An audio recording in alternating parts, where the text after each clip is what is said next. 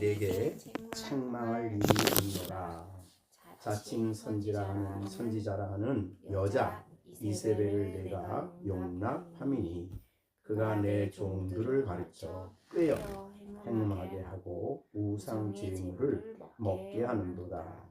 또 내가 그에게 회개할 기회를 주었으되 자기의 음행을 회개하고자 하지 아니하는도다.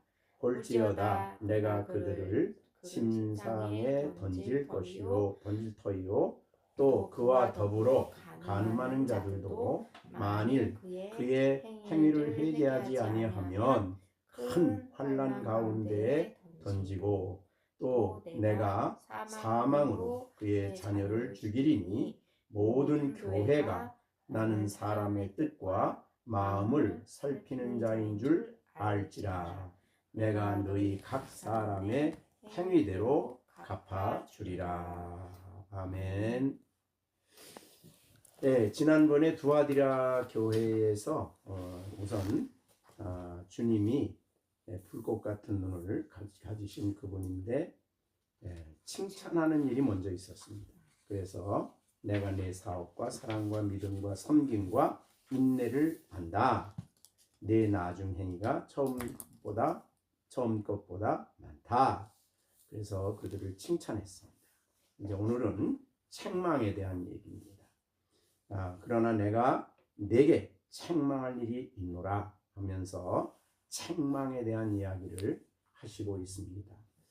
우리가 에베소서 말씀을 나눌 때도 책망하는 것마다 잘 받아들이면 빛으로 다시 회복이 된다. 그런 말씀을 했는데 오늘 여기 두아디라 교회도 책망한다. 이제 앞에 에베소 교회나 또 버가모 교회도 책망할 일이 있을 때 예수님은 주저하지 않고 책망을 하십니다. 그래서 책망받을 때에 중요한 것은 그 책망을 잘 받아들이는 일이 굉장히 중요한데 이 두아디라 교회는 책망받은 사람들이 그걸 받아들이지 않았습니다. 그런데 내게 책망할 일이 있노라 라고 한 것은 예수님이 책망을 합니다. 그래서 자칭 선지라는 여자 이세벨 우리는 열왕기상에 나오는 유명한 아합의 부인이죠. 근데 이제 이세벨과 같은 역할을 이스라엘에게 역할을 했던 그러한 사람들이 두아디라 교회에 생겼다. 그런 말이 되겠습니다. 그때 이세벨이 나타난 뜻은 아니고 그래서 이 사람들은 자칭 선지자라 하는 여자 이세벨 여성도인데 자기는 선지자라 이렇게 말하면서 이제 교회의 종들을 가르쳐 꾀어 우상을 제물을 먹게 하고 우상에서 그 당시에 우상에 늘 음행이 같이 따랐으니까 그런 행동을 하게 했다는 거죠. 여기에서 이제 20절에 내가 책망할 것이 있다라고 하면서 책망을 하시고 있는 강력한 주님의 말씀. 근데 우리가 그 18절에 있는 대로 그 눈이 불꽃 같다. 그러니까 그들을 다 보신 거죠. 보신 주님께서 이제 자칭 선지라 하는 이세벨의 교회에서 이세벨의 역할을 했던 사람들입니다. 자, 교회의 가장 중요한 것은 성도들과 그리스도를 관계를 정상적으로 만드는 것이 교회입니다. 그래서 성도들이 말씀을 통해서 예수 그리스도와 교제하고 예배를 통해서 교제하고 그래서 주님과 교제하는 일이 중요한데 여기에 있는 자칭 선지자라는 사람들은 내가 선지자라 이렇게 하면서 다른 사람들을 꾀어서 이렇게 행음하고 우상 제물을 먹게 했다.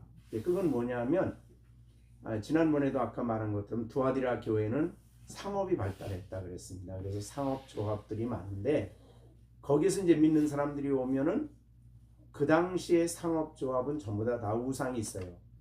그 뭐 예를 들면 그 양털을 양모하는 사람은 양모에 우상이 있고 뭐 전부 다 자기들의 우상이 있기 때문에 우상 앞에 자동적으로 절을 하고 거기에서 우상을 섬기는 일을 했는데 이제 거기서 떠나야 되잖아요. 예수 믿으면.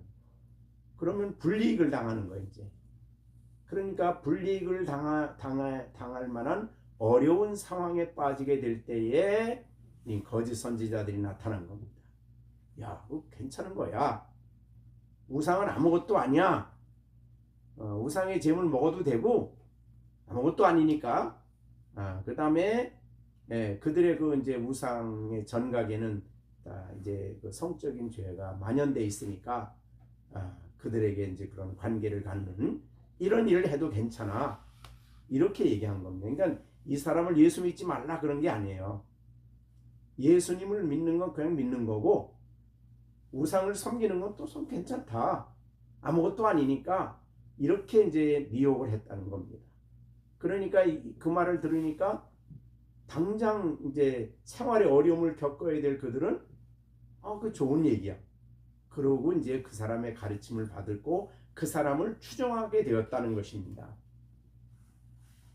정말 어느 시대나 이런 위험성이 항상 있는 건데 그래서 마치 아합이 이세벨을 아내로 맞이할 때 이세벨은 사실은 바알의 선지자로 온 겁니다. 그래가지고 모든 이스라엘 백성들의 수많은 사람들에게 바알을 섬기고 아세라를 섬기게 한 거죠. 그런데 그걸 섬기면서 북쪽 이스라엘 사람들이 하나님 예배 드리는 거 폐했나? 안식일을 폐했는가? 아니에요. 폐하지 않았어요. 안식일도 지키고 저기 베델에 가서 단에 가서 예배를 드렸어요. 그러면서도 바알을 섬긴 겁니다. 그래서 어느 정도 했냐면 이제 그 아합이 아람 나라와 전쟁이 시작이 됐어요. 전쟁이 시작이 됐는데 전쟁을 하는데 여호사밧 임금하고 같이 아합하고 사돈지간이니까 가서 같이 우리를 좀 도와달라 그랬어요. 그러니까 여호사밧은 굉장히 철저한 신앙인이거든. 그래서 아합에게 그런 얘기를 해요. 하나님의 선지자한테 일단 물어보자. 그랬을 때에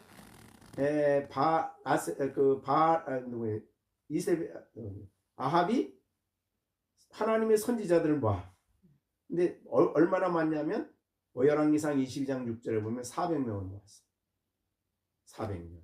하나님 선지자예요. 근데 그 사람에게 물어봐요. 이제 아합이 이번에 전쟁을 아람 나라하고 하려고 하는데 어떻게 생각하냐? 하나님이 어떻게 말씀해 주시느냐? 그랬더니 그 선지자의 대표격인 시드기야가 말을 하죠. 가면은 이번에 전쟁에 반드시 승리합니다. 뭐 이렇게 되죠. 그러자 그 얘기를 한꺼번에 들으니까 여호사밧 임금의 입장에서는 무슨 선지자들이 다 똑같이 400명이 똑같은 얘기를 하냐? 그러면서 정말 하나님의 선지자가 있냐? 그랬더니 아합이 한 사람이 있습니다. 그 누구냐? 그랬더니 이물라의 아들 미가야. 이 사람은 그런데 맨날 나한테는 못된 소리만 합니다. 나쁜 소리만 합니다. 그러자 이제 여호사밧이야. 그런 소리 하지 말라고. 정말 하나님 말씀 듣는 게 중요하다고. 그래서 미가야를 데리고 와요. 그래서 미가야가 이제 예언하죠. 하나님 말씀에 따라서 이번에 전쟁터에 가면 아합은 죽는다. 그리고 아람 나라에게 완전히 패한다. 그러니까 아합이 처벌하고 저 맨날 나한테 못된 예언만 한다고. 그래가지고 그 전쟁에서 아합은 죽어요. 결국은 죽는데 뭘 말하고 싶으냐면 북쪽 이스라엘이 바알을 섬기고 아세라를 섬기면서도 하나님을 여전히 예배했어요. 섬긴다 그랬어요. 가나안 땅에 살면서 그렇게 결국은 이제 그들이 죄를 회개하지 않으로 말미암아 아수르에 의해서 멸망을 당하잖아요. 근데 아수르가 다 전부 다 딴 나라로 옮겼죠. 그리고 다른 지역에 있는 사람들을 이제 이스라엘에 데리고 왔는데 그 사람들이 이제 사마리아 사람들이에요. 그래서 사마리아 사람이 와서 보니까 여기는 여호와를 섬기는 땅이었다. 근데 우리가 섬기지 않으니까 지금 우리가 재난을 당한다. 이래가지고 아람 나라 왕이 다른 나라 갔던 지역에서 하나님의 제사장을 데려다가 가리켜. 그래가지고 그 사람들도 또 하나님 섬기고 또 자기 지역이 어디서 왔든지 똑같이 신을 섬겼어. 다신론이지. 기독교는 여호와 외에는 다른 신이 없잖아요. 자, 그래서 이런 상황이 있기 때문에 북쪽은 결국 끝까지 하나님 말씀을 거역하기 때문에 하나님이 사실 회개할 기회를 많이 줬죠. 대표적으로 회개할 기회가 선지자들을 보냈는데 엘리야가 북쪽 선지자예요. 근데 엘리야만이 아니라 또 남쪽에 있는 선지자도 보내서 그들의 죄를 책망했지만은 돌이키질 않았어요. 그래서 아수리에서 아수리에서 멸망을 당하고 남쪽 유다도 그때도 남쪽이 똑같죠. 이 하나님도 섬기고 우상도 섬기고. 근데 우상을 각 지역의 우상을 다 섬기고. 우리가 많이 유명한 사람이 솔로몬이잖아요. 어느 지역에서 부인들을 데리고 왔던 그들이 신을 다 섬기는 거예요. 그러니까 하나님 안 섬긴다고 한 번도 안 그랬어.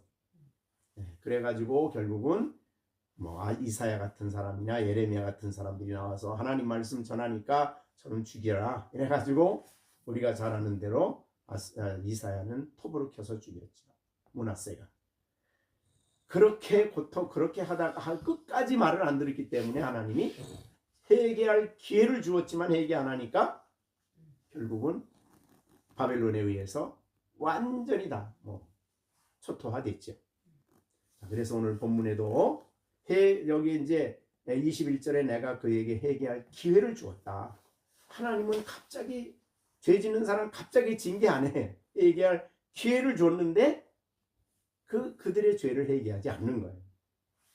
그러니까 은혜가 있는 사람은 하나님이 말씀으로 책망할 때 빨리 깨닫고 하나님 앞으로 돌아오고, 이게 은혜가 없는 사람들은 그 죄를 못 떠나. 거기를 계속 거기에 머물러 있어요. 어느 때까지 머물러 있어요? 하나님이 손을 댈 때까지. 그게 이제 문제가 되는 거죠.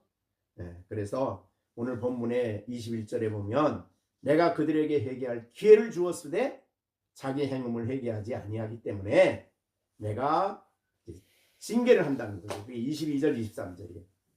볼지어다 내가 그들을 침상에 던진다. 질병 준다는 거죠. 또 그와 더불어 간음하는 자들도 만일 그의 행위를 회개치 아니하면, 그러니까 그 거짓 선지자를 침상에 던지고 그와 더불어 이 죄를 회개하지 않는 자들은 큰 환란에 던지고, 그래서 나중에는 제일 심각한 문제는 23절에 사망으로 그 자녀를 죽인다. 가장 무서운 거죠. 그래서 모든 교회가 나는 사람의 뜻과 마음을 살피는 자인 줄을 알지라.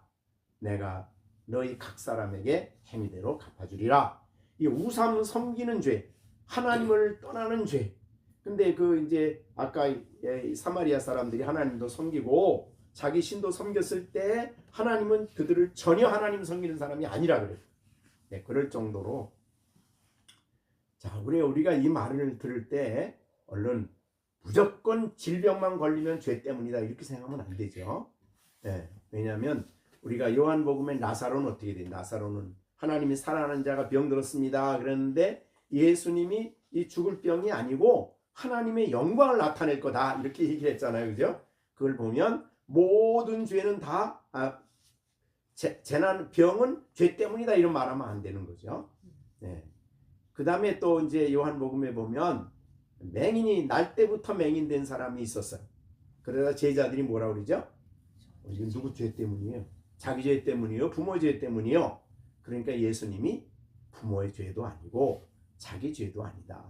이 일을 통해서 하나님이 하실 일을 나타내고자 한다 라고 하면서 맹인의 병을 고쳐줬죠. 그런 경우를 보면은 모든 병은 다 무조건 죄 때문이다 이렇게 하면 안 돼요.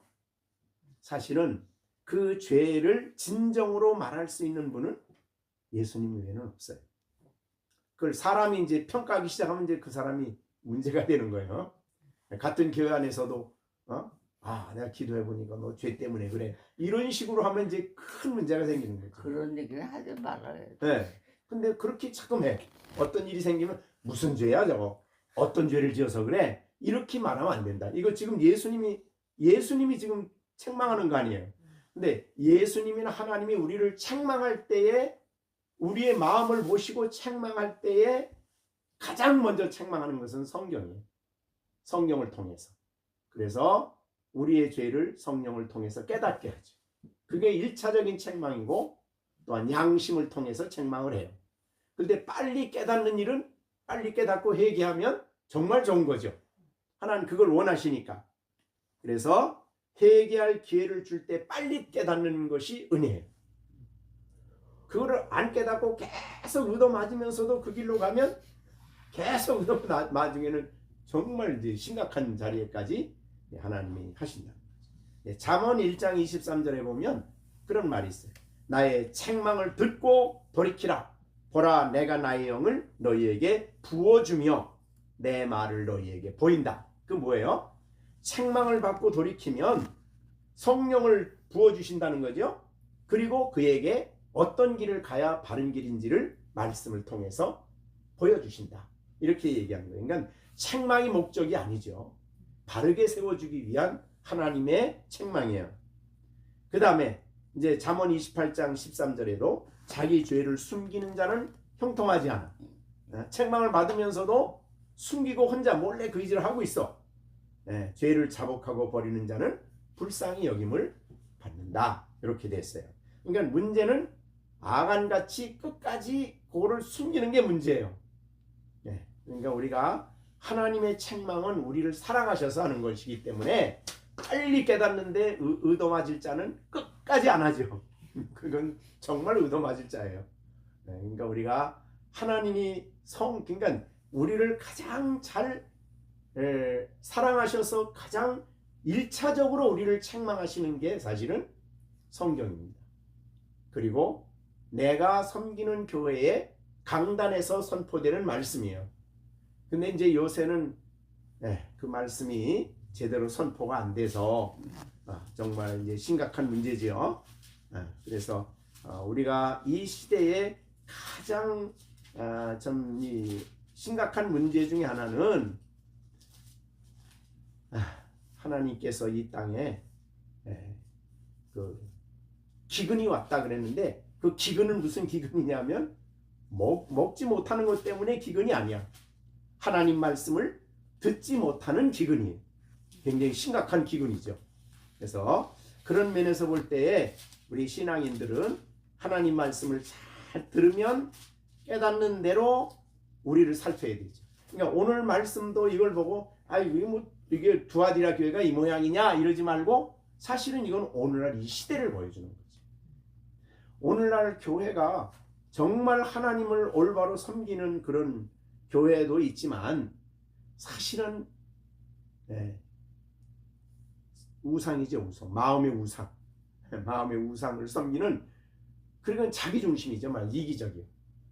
그래서 우리가 마태복음에서도 하나님과 재물은 교만을 섬길 수 없다 그랬는데 기복신앙에 빠져버리거나 그럼 자기중심이죠. 특히 아까 말한 대로 신비주의의 특징은 자기가 하나님 체험하고 성령 말씀 듣는다 그랬는데 알고 보면 그게 인본주의예요. 신본주의하고 인본주의는 통합니다. 왜? 자기가 처음에는 은혜 받는 것 같고 성령의 지도를 받는 것 같지만은 나중에 보면은 이게 이제 점점 가면은 내 마음의 생각이 성령이 생각났다면 그거는 성령이 생각은 누구예요? 하나님 말씀 아니에요. 알고 보면 그렇게 되면 나중에 자기 마음속에 일어나는 모든 생각은 다 누구께 돼요? 하나님의 뜻이 됩니다. 그럼 완전히 철저하게 자기가 하나님 되는 거예요. 그게 모든 이단이 가는 길입니다. 이방인들이 잘못된 신앙이 가는 길이에요. 그렇기 때문에 우리가 신비주의의 위험성은 바로 그거다. 하나님이 내게 말한다고 말하면 성령이 말한다고 말하면서도 그거는 그때는 그래도 신령할 때는 좀 올바를 땐 그럴 수 있는데 좀 지나고 나면 다음서부터는 자기의 속에서 일어나는 거 다 이건 하나님 뜻인데 왜 말 안 들어? 하나님 뜻인데 왜 이래? 이런 식으로 간단 말이죠. 신비주의가. 그래서 언제나 신학적으로는 신비주의는 인본주의다. 그래서 신비주의에 빠진 사람, 신학 목회자나 신비주의에 빠진 교인들은 나중에 가다 보면 다 자기 중심이에요. 인간 중심이지. 하나님 중심이라고 그러면서도 인간 중심이에요. 그렇게 되면 나중에는 예배를 드려도 나 위해서, 그 다음에 뭐 헌금을 해도 나 위해서, 모든 게 나야. 기복신앙이니까. 이런 것들은 우리가 굉장히 조심스럽다 이 말이죠. 그래서 철저하게 우리의 하나님의 성령은 그런 위험성이 있기 때문에 우리에게 부족함이 없도록 성경을 통해서 우리에게 말씀하시고 그 말씀의 원리에 비추어서 나의 주신 지성과 감성과 의지를 가지고 판단하고 결정하고 나가게 하셨어요. 근데 신비주의에 빠지면 나중엔 너 판단하지 말라 그래. 그래서 예수 선교에 가면 무슨 훈련하는지 알아요? 너 일주일 동안 기도하지도 말고 가만히 그냥 가만히 서서 묵상해서 하나님 무슨 소리 하는가 들어. 이게 훈련이야. 그리고 이제 자기 마음속에 무슨 생각이 나면 그 하나님 말씀이 한 거야. 이런 훈련을 하기 때문에 야, 나 하나님 체험했다 이래. 하나님 체험은 말씀을 깨닫는 거예요. 그러니까 성령을 보내신 우리가 요한복음 13, 14, 15장에서 설교를 했지만 성령이 오시는 1차적인 목적은 성경을 깨닫게 하고 진리의 성령은 진리를 진리 가운데로 인도하고 우리에게 주신 말씀을 생각나게 하는 거야. 그 말씀을. 그러니까 우리로 하여금 말씀의 빛 가운데 있게 하는 것이지 말씀을 떠나서 또 다른 하나님의 계시를 받는 게 아니라 이 말이죠. 전부 다 나중에는 전부 다 자기 중심이 돼요. 교회 생활을 해도 자기 중심이에요. 그래서 오늘 우리에게 경고하신 말씀은 옛날이나 지금이나 이세벨은 옛날만 있는 게 아니에요. 지금도 얼마든지 교회에 있어. 오늘날도 얼마든지 있어. 왜 그런 말 하잖아. 야, 어떻게 이만희 같은 그런 사람 앞에 가서 그 수만 명이 모여서 그냥 손을 들고 그냥 무슨 하나님 대듯이 자기 하나님이라 그러니까 아니 한학자 그 옷 입은 그 모습을 보고 독생녀님 이러고 앉아있는 게 그게 그 사람 아무도 몰라서 그런 거 아니에요. 무식한 사람만 그러는 게 아니야. 학교 다 졸업한 사람, 대학 졸업한 사람 다 배운 사람들도 거기 다 가. 그게 왜 그러냐? 영적인 문제. 허경영도 마찬가지예요. 모르는 사람, 무식한 사람만 간다고 생각하면 안 돼요. 다 똑똑한 사람도 거기 한번 탁 빠지면은 못 벗어난다는 거죠. 이게 이제 악한 영이에요. 사탄의 영이지. 그래서 오늘 우리는 하나님이 우리를 책망할 때에 항상 말씀 안에서 그리고 그 말씀의 빛 가운데서 우리를 비춰보고 옳고 그름을 그 말씀의 기준에 의해서 판단하고 평가하는 일은 내 영역이야. 이거는 하나님이 우리에게 주신 인격이에요. 거룩한 인격. 그러니까 신비주의의 특징은 인격을 무시해. 네가 뭘 하냐 하기는 아무것도 모르면서. 그러면 안 돼. 우리가 하나님의 뜻을 아는 데는 지난번에도 말씀했지만은 하나님의 뜻을 아는 데는 우리는 무식할 수밖에 없어. 왜? 어떻게 하나님의 기쁜 뜻을 우리가 다 아냐고. 그래서 하나님이 자기 마음속에 있는 뜻을 우리가 필요한 만큼 성경에다 기록해서 성경을 통해서 우리에게 열어 보여주시는 거야. 그래서 거기서 하나님 뜻을 발견해야 돼. 가만히 멍하니 있다가 무슨 신비로운 음성을 듣는다고 그러면서 이게 하나님 뜻이다. 그러다 그 귀신이 그게 악령이 들어가는 거예요. 그때. 그러니까 우리가 하나님은 정말 철저하게 성경의 기초 위에 우리의 신앙을 세우신다. 이것이 이제 성경의 말씀이다. 그래서 오늘 우리는 책망받을 거 없다고 생각하면 안 돼. 우리는. 그죠? 죄인이니까. 그 중요한 것은 책망했을 때 말씀의 빛 가운데 내가 잘못된 것이 깨달아졌을 때 뭐 하는 게 중요하냐면 회개하는 게 중요해. 회개는 뭐예요? 그 자리에서 떠나는 거죠. 떠나고 바른 길로 가는 거죠. 책망 들었을 때. 그랬을 때 우리가 하나님의 말씀을 따라서 바른 길로 걸어갈 수 있게 되는데 여기에 나오는 이게 너무 막 알고 보면 참 이 남을 멸망으로 인도하는 이 거짓 선지자들에게 하나님 받을 벌은 사실 무서운 거죠. 자기 혼자만 가는 게 아니야. 거기는 수많은 사람들을 그걸로 이끌고 가니까 불행한 거죠. 사실. 어떻든 오늘 책망할 것이 있을 때에 회개할 기회를 주시는 것. 이건 하나님이 우리 향하신 은혜다. 이때 빨리 깨닫는 게 제일 중요하고 빨리 돌이켜서 그러면 아까 잠언에서 1장 24절에 말한 대로 돌이키면 내가 성령 주시고 바른 말씀을 내게 보인다 내가. 그럼 그 말씀을 깨닫고 날마다 하나님이 우리에게 주시는 말씀을 마음에 간직하고 살아가는 일이 굉장히 중요하다.